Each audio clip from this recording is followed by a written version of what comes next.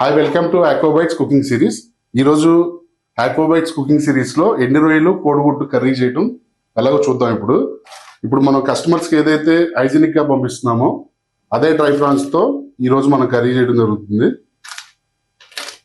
ఎండు రొయ్యలు కోడిగుడ్డుతో ఎలా సింపుల్గా కర్రీ చేసుకోవాలో చూద్దాం. ఇప్పుడు ఒక గిన్నెలో ఆయిల్ వేసుకొని లైట్గా పసుపు వేసుకుందాం. బాయిల్ చేసి పెట్టుకున్న ఎగ్స్ని ఒకసారి ఫ్రై చేసుకొని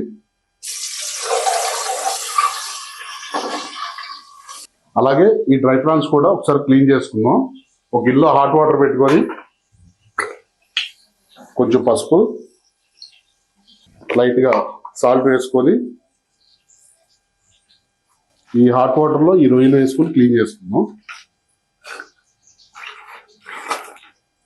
2 నిమిషాలు బాయిల్ అయితే